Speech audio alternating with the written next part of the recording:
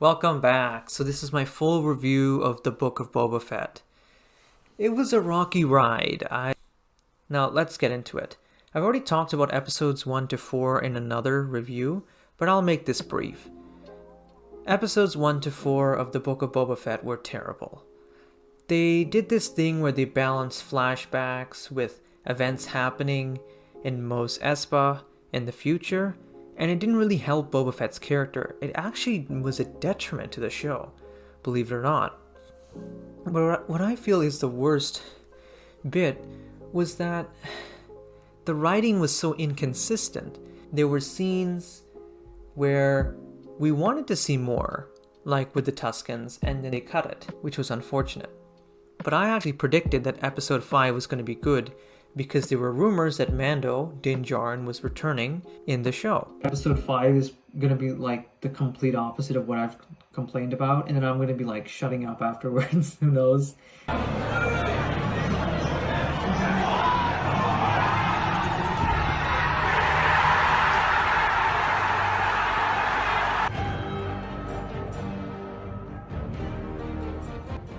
That's what we've been waiting for!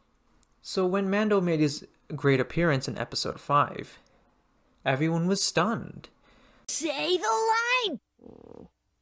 I can bring you in warm, or I can bring you in cold. Yay! But it slowly took the focus away from Boba Fett, and I'll touch upon that later. Mando gets a new ship, he goes to find Baby Yoda. See him conforming to something new. We all had that experience where we try something new, and I feel like Mando going into that Naboo spaceship from the prequels was a very nice touch, because usually we always associate Mando flying in the Razor Crest, but it's nice to see our character learn how to accept change. And Fennec meets him at the end of the episode. Pretty simple. But there were so many other crucial details. Like, we're seeing flashbacks of the Siege of Mandalore. We see Mando making chainmail Beskar armor for Grogu, and it's so impactful. The episode following it, episode 6, was insane. We got people like Luke.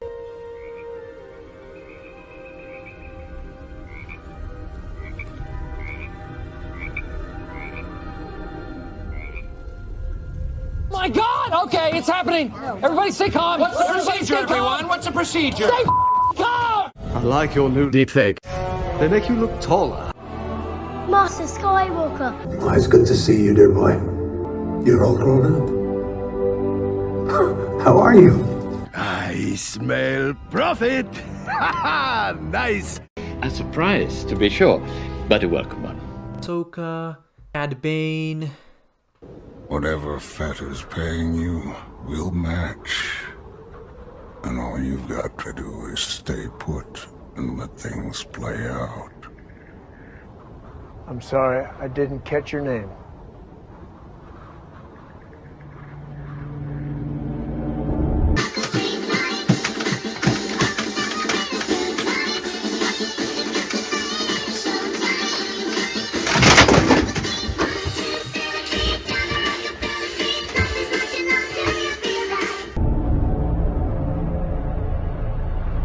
You're screwed. Yeah, you're totally screwed. Hence the Marshal coming back, Grogu making an appearance, and we even see bits and pieces of what Grogu saw on the night he was saved from the Jedi Temple at Order 66. And there were 3 Jedi shown in the flashback, and then they all briefly died at the hands of the stormtroopers. We see Grogu getting trained by Luke, and Mando comes over. Ahsoka's like, hey. Mando's like, hey. And he's like, oh, I want to give Grogu this. And Ahsoka's like, oh, no way. And then Mando's like, what? And Ahsoka's like, yeah. And he leaves because Jedi aren't supposed to form attachments. So Ahsoka gives Luke the chainmail that Mando wanted to give to Grogu. And Grogu has to make the choice at the end of the episode. Either accept the chainmail armor or take Yoda's lightsaber. Now, a lot of people complain that, oh, that's not really Yoda's lightsaber, it's a duplicate lightsaber of Yoda's. Like, who cares? He has to make a choice. So that's where the episode ends. But we also see brief glimpses into Tatooine and the Marshal.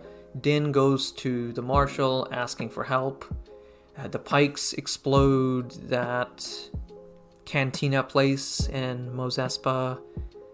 And my god, the best part of the episode has to be Cad Bane making his royal appearance. So if you haven't seen the Clone Wars, he's a cool blue alien with red eyes, and he literally has a machine in his, like, on his neck that stops people, like a respirator. It stops people from like force choking him. It's pretty cool. So people complain about the CGI of Cad Bane. It's fine. The guy was in his like mid 40s or 50s in the Clone Wars, and it makes sense that he's around 70 or 80 now in the main continuity, so it explains why he's less blue and a bit more plump, and he's losing his skin integrity. But sadly, he shoots the Marshal because the deputy draws his gun first. So he kills the deputy, but then only shoots the Marshal in the shoulder to send a message. And it is clear that Cad Bane is, or has been, working with the Pikes.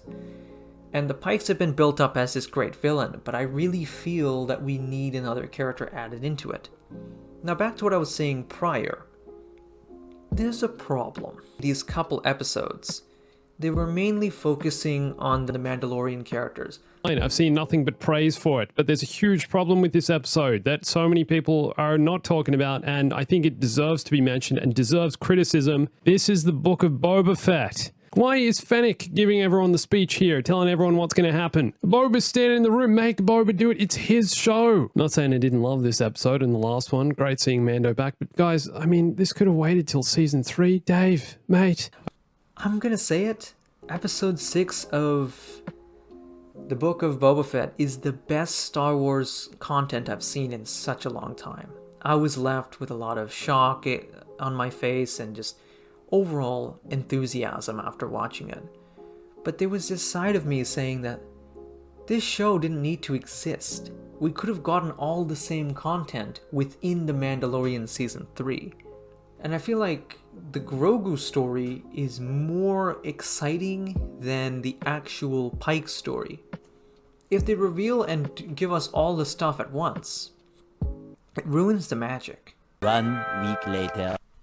I just watched the Book of Boba Fett season finale, and it's both good, bad, and sad at the same time. Let's talk about the good. The fight scenes were awesome. I loved it to see Din and Boba fight over Mos Espa with their jetpacks and with the knee rockets and with their blasters. And now let me talk about the bad. It was severely rushed. There's supposed to be build-up and setup to everything. We got one Rancor episode that explained how Boba came in with the Rancor at the end.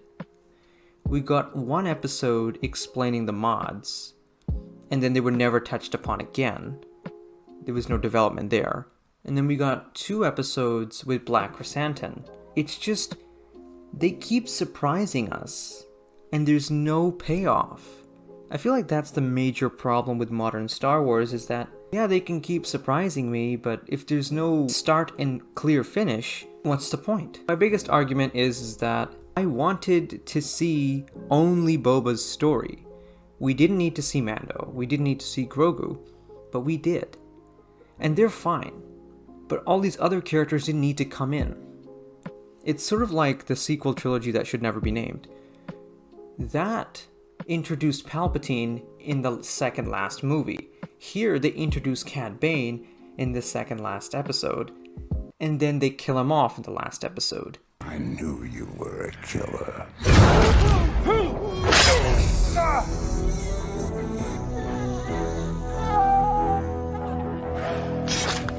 No, God! No, God, please, no! No! Well, you did it. You took my one chance at happiness and crushed it. Crushed it into little tiny bite-sized pieces. I really had expected better of you people. I guess I'm a loser for that too. So thanks. Thanks for nothing. Star Wars is gonna inevitably ruin one character and save another. And it's this sort of thing that really bothers me, where you can't have your cake and eat it too. You have to look into it from a different perspective, and I'm trying. This whole week I've been trying to understand why everything is like this. I finally figured out why it was so bad. Because there were 6 writers on staff. And that's kind of weird. You would think that there would be some consistency when it comes to the writing, but nope.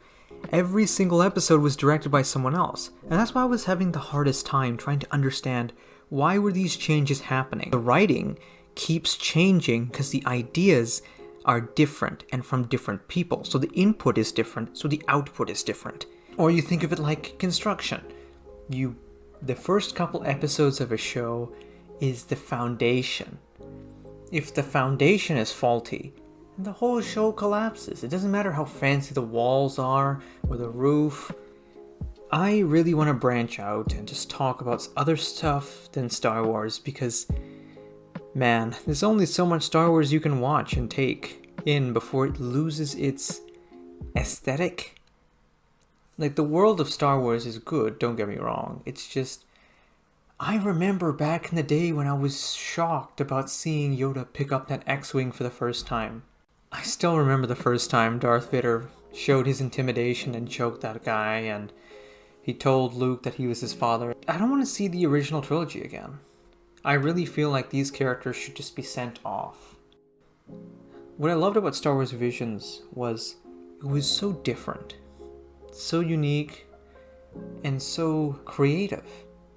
We need a strong foundation that pays homage but does something completely different. And I keep saying this, Cobra Kai is always going to be better than Star Wars. And that sounds weird if you haven't seen the show, but if you've seen the show, you know. Every aspect of Star Wars has impacted media throughout the years. And it says something, that Lucas's story encapsulates main elements that have been told throughout history. There is an antagonist, there is a protagonist, there is a hero's journey. The hero has to either accept or reject the call to adventure. These little things make a story. If you deviate from the main focus, it all falls apart. No matter how detailed and how expensive and how much money you throw into it, you can't recreate the charm of it. At this point, to admit it, that I'm kind of sick of Star Wars. I mean, what? I can't believe you did this. Don't let the flame die out! Star Wars is about hope. A fading light at the end of the world, and that light is what saves the universe from darkness. We see great odds being achieved by a small group of rebels saving the universe and achieving what they could have never fathomed in their lifetimes. We saw that story play out. And over the years, there's been mediocre trilogies, abysmal, terrible trilogies. But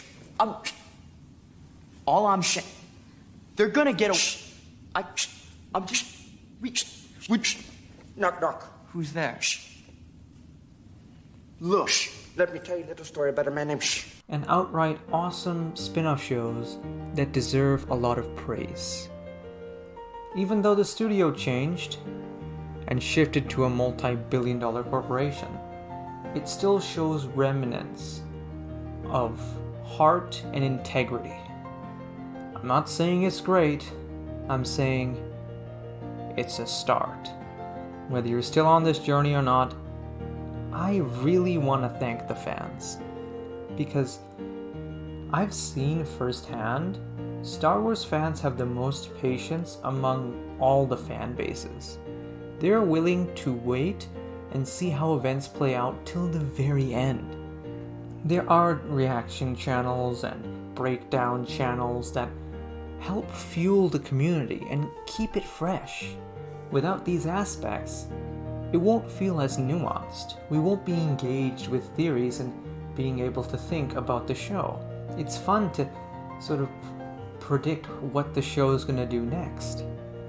And I really love that aspect. And I sometimes forget that I have the ability to influence people as well. It might not seem that I have a big role, but I do. And a role to support a franchise that I love is difficult when they miss the mark. See ya, don't want to be ya. Until next time, may the Force be with you. They've got the ultimate power in the universe, and before it gets better, it's getting worse. It's not a satellite, but it can light up the sky when it blows. Oh, oh, oh, oh, oh, oh. It's rare, but it's not a moon. It's not a moon. It's not a moon. It's not a moon. It's not a moon. They've got the ultimate power in the universe, and before it gets better, it's getting worse. It's not a satellite, but it can light up the sky when